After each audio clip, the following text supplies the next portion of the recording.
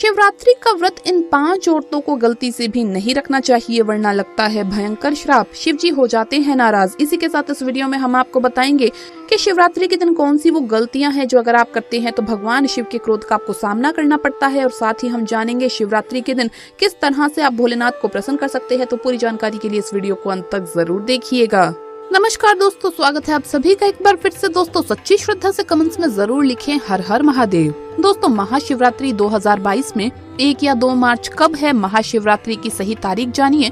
साथ ही भगवान शिव की पूजा में ना करें ये 3 काम। दोस्तों शास्त्रों में महाशिवरात्रि का बहुत अधिक महत्व है। शिव जी को प्रसन्न करने के लिए कई लोग उन्हें रोजाना जल भी चढ़ाते हैं। शिव मंदिर में जाकर शिवलिंग को जल चढ़ाना सबसे पुरानी परंपराओं में से एक है। ऐसा कहा जाता है कि शिव जी को जल चढ़ाने से आपकी हर मनोकामना जल्द पूरी होती है। लेकिन क्या आप जानते हैं कि अगर आप शिव जी को इस खास तरीके से जल चढ़ाएंगे तो आपको इसका बहुत अधिक लाभ मिलेगा। तो आइए जानते हैं। लेकिन उससे पहले दोस्तों आपसे रिक्वेस्ट है कि वीडियो को लाइक कर अपने दोस्तों के साथ शेयर करें। और अगर आपने अभी तक चैनल को सब्सक्राइब नहीं किया तो सब्सक्राइब करके बेल आइकन जरूर प्रेस कर लें।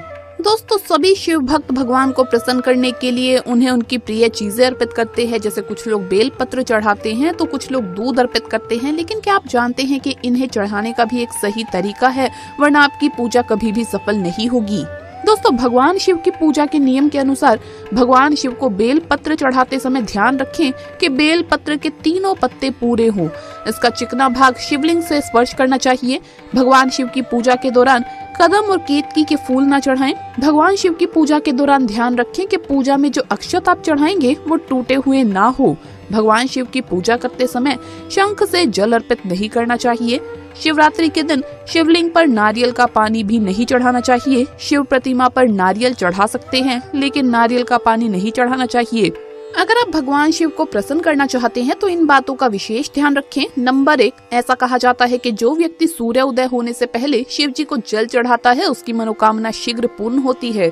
इसका कारण ये है कि शिव जी को ऐसे भक्त बहुत रास आते हैं जो सूर्य निकलने से पहले ही उठकर स्नान कर लेते हैं। इस समय स्नान करना सबसे अधिक पवित्र माना जाता है। सूरज की किरणों में कई तरह की हानिकारक किरणें भी होती है जो आपके द्वारा चढ़ाए जाने वाले जल को अपवित्र कर सकती है। यही वजह है कि सूर्य उदय के पहले चढ़ाया गया जल सबसे अधिक फायदा करता है। नंबर 2, शिव जी को जल चढ़ाते समय अगर उसमें शहद और दूध की कुछ बूंदें मिला दी जाए तो बहुत अधिक लाभ होता है। जहाँ तक सफेद रंग का दूध आपके जीवन में सुख और शांति लाता है, तो वहीं शहद के चढ़ाने से आपके जीवन की सारी परेशानियां एक एक करके खत्म होने लगती है। अगर आप शिव जी से अपने प्रेमी या जीवन साथी की मनोकामना कर रहे हैं तो इसमें दूध और शहद के अलावा थोड़ा सा केसर भी मिला दें। इस तरह जब आप केसर युक्त जल से अभिषेक करेंगे तो आपके प्रेम संबंधित सभी समस्याएं जल्द ही हल हो जाएगी। नंबर 3, कई लोग शिव जी को जल चढ़ाने के बाद हाथ जोड़कर बाहर आ जाते हैं। लेकिन अगर आप जल चढ़ाने के बाद कुछ देर वहीं मंदिर में बैठ जाएं और शिव जी की आराधना करें तो आपको और अधिक लाभ मिलेगा। साथ ही अगर संभव हो तो जल चढ़ाने के बाद शिव चालीसा का पाठ करना लाभदायक होता है। दोस्तों शिवरात्रि के इस पवित्र अवसर पर 5 ऐसी महिलाओं और पुरुषों को शिवरात्रि का व्रत नहीं करना चाहिए। भगवान शिव हो जाते हैं क्रोधित। ऐसे व्यक्तियों की पूजा कभी भी नहीं स्वीकार करते महादेव। इसे शास्त्रों में घोर पाप माना जाता है। तो चलिए जानते हैं। दोस्तों नंबर 1, खास तौर से पति पत्नी के लिए शिवरात्रि का व्रत रखना बहुत ही महत्वपूर्ण माना जाता है। इस व्रत को पूर्ण रूप से करने से वैवाहिक जीवन सफल हो जाता है और 7 जन्मों तक का साथ मिल जाता है। लेकिन क्या आप जानते हैं अगर आपने हिंदू रीति रिवाजों के साथ 7 फेरे नहीं लिए तो आप शिवरात्रि के इस व्रत को नहीं रख सकते। ऐसे में आप दूर रहें। बगैर 7 फेरे लिए कोई भी प्रेमी जोड़े इस व्रत को ना करें। दोस्तों शास्त्रों में इस बात की बिल्कुल मनाही है। अगर आपने कोर्ट मैरिज भी की है तो फिर भी आप इस व्रत को नहीं रख सकते। सबसे पहले तो आप 7 फेरे लें और तभी ही आप इस व्रत को भली भांति कर सकते हैं।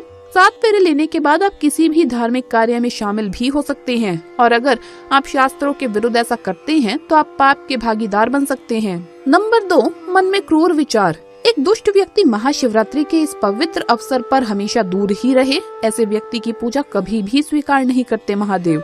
अगर हम शास्त्रों की माने तो अगर आपके मन में गलत विचार आते हैं और आप दूसरों के प्रति गलत भावना अपने मन में रखते हैं तो ऐसे में आप हमेशा गंदा ही सोचते हैं, तो आप शिवरात्रि का व्रत न रखें। महादेव ऐसे व्यक्ति से सदैव क्रोधित रहते हैं और उनकी पूजा भी कभी भी स्वीकार नहीं करते। अगर आपका मन सच्चा है तभी ही शिव जी आपकी पुकार अवश्य सुनेंगे। नंबर 3, तलाकशुदा। दोस्तों, तलाकशुदा व्यक्ति को शिवरात्रि के पवित्र अवसर पर शिव की आराधना नहीं करनी चाहिए, क्योंकि ये दिन प्रेम का प्रतीक माना जाता है। इसीलिए आप इस व्रत को कतई न रखें। आपको बता दें, शास्त्र कहते हैं जो प्रेमी जोड़े एक दूसरे से दूर रहते हैं तो उन्हें वक्त के चलते एक हो जाना चाहिए, तभी ही ईश्वर उनकी भक्ति स्वीकार करते हैं। शास्त्र कहते हैं पति पत्नी जब साथ में मिलकर ईश्वर की आराधना करते हैं तो कई गुना फलों की प्राप्ति एक साथ होती है। ऐसे में अगर आप शिवरात्रि का व्रत रखना चाहते हैं तो दोनों को सबसे पहले एक होना पड़ेगा, तभी ही महादेव और माँ पार्वती इनकी पूजा स्वीकार करेंगे, क्योंकि शिव और माता पार्वती का प्रेम अटूट है। ऐसे में आप भी अपने पार्टनर के साथ प्रेम भाव दिखाइए। दोस्तों, नंबर 4, चाणक्य के अनुसार एक वैश्य की पूजा भी ईश्वर कभी भी स्वीकार नहीं करते। ये शास्त्रों के विरुद्ध है। ऐसा करने से महापाप माना जाता है। ऐसे में शिवरात्रि के इस पवित्र समय में ऐसी महिलाओं को दूर रहना चाहिए और व्रत को गलती से भी नहीं रखना चाहिए। नंबर 5, ये गलती कभी भी मत करना। पुराणों के अनुसार कुंवारी कन्याओं को शिवलिंग कभी भी नहीं छूना चाहिए, इसे पाप माना जाता है। और वहीं जिस व्यक्ति के मन में स्त्री के प्रति गंदे विचार हो, वो व्यक्ति गालियां देता हो, तो भगवान शिव ऐसे व्यक्ति को नर्क में भी स्थान नहीं देते। ऐसे व्यक्ति की पूजा कभी भी भगवान स्वीकार नहीं करते। वहीं कुंवारी लड़कियां शिवरात्रि का व्रत जरूर करें। अगर आप महादेव जैसा पति पाना चाहती हैं, तो इस व्रत को कुंवारी कन्याओं को अवश्य रखना चाहिए। खास तौर से शिवरात्रि में जब कोई कुंवारी कन्या व्रत को भली भांति पूरा करती है तो यकीनन उसे महादेव जैसे पति की प्राप्ति अवश्य होती है। इसी के साथ दोस्तों, महाशिवरात्रि पूजा में ये चीजें कभी भी ना भूले। महाशिवरात्रि पर्व पर भगवान शिव को प्रसन्न करने के लिए भक्त कई उपाय करते हैं। शास्त्रों में भगवान शिव की पूजा सबसे आसान बताई गई है। मान्यता है कि भगवान शिव बेल पत्र, धतूरा और 1 लोटा जल से भी खुश हो जाते हैं। शायद इसीलिए शिव भक्त महादेव की पूजा में इन 3 चीजों को कभी भी नहीं भूलते। अगर आप भी महाशिवरात्रि पर भगवान शिव को प्रसन्न करना चाहते हैं तो महाशिवरात्रि के इस पावन दिन पर शिव पूजा के दौरान उन्हें पंचामृत से स्नान कराएं, बेल पत्र और धतूरा जरूर अर्पण करें। साथ ही साथ शिवलिंग पर गन्ने का रस अवश्य चढ़ाएं, ताकि आपको महादेव की पूर्ण कृपा प्राप्त हो सके। दोस्तों, ऐसा माना जाता है कि शिवरात्रि के दिन अगर आप धतूरा खा लेते हैं तो आपका व्रत संपूर्ण सफल हो जाता है। ऐसे व्यक्ति को धन, यश सब कुछ प्राप्त हो जाता है। इस दिन आप धतूरा अवश्य खा लें। आइए अब जानते हैं कि महाशिवरात्रि पर किस पूजन विधि से आप भगवान भोलेनाथ को जल्द ही प्रसन्न कर सकते हैं। दोस्तों, शास्त्रों के अनुसार महाशिवरात्रि के दिन सूर्योदय से पूर्व स्नान करके स्वच्छ वस्त्र धारण करें, व्रत का संकल्प लें। अब घर या शिव मंदिर जाकर विधि विधान से शिव जी का पूजन करें। रात्रि के समय भगवान शिव की मूर्ति या शिवलिंग को पंचामृत से स्नान कराएं। और दोस्तों, जब आप ये जल अभिषेक करेंगे तो उस समय पर आपको ओम नमः शिवाय मंत्र का जप करते रहना है। उसके बाद उन्हें बेल पत्र, धतूरा, चंदन, पुष्प, धूप, दीप आदि श्रद्धा से अर्पित करें। अंत में शिव आरती और परिक्रमा करके पूजन संपन्न करें। चलिए अब जानते हैं कि महाशिवरात्रि का शुभ मुहूर्त क्या है। तो दोस्तों, 2022 में महाशिवरात्रि का पर्व 1 मार्च मंगलवार के दिन मनाया जाएगा। चतुर्दशी तिथि शुरू होगी 1 मार्च प्रातःकाल 3:16 पर। चतुर्दशी समाप्त होगी 2 मार्च प्रातःकाल 1 बजे। निशीत काल पूजन का समय होगा 12:08 से लेकर रात 12:58 तक। महाशिवरात्रि पारण का समय होगा 2 मार्च सुबह 6:45। दोस्तों, महाशिवरात्रि पर रात्रि के चारों पहर में भी शिव जी की पूजा करनी चाहिए और अगले दिन प्रातःकाल ब्राह्मणों को दान दक्षिणा देकर व्रत का पारण करना चाहिए। तो दोस्तों, आपको वीडियो कैसा लगा हमें कमेंट्स में जरूर बताएं।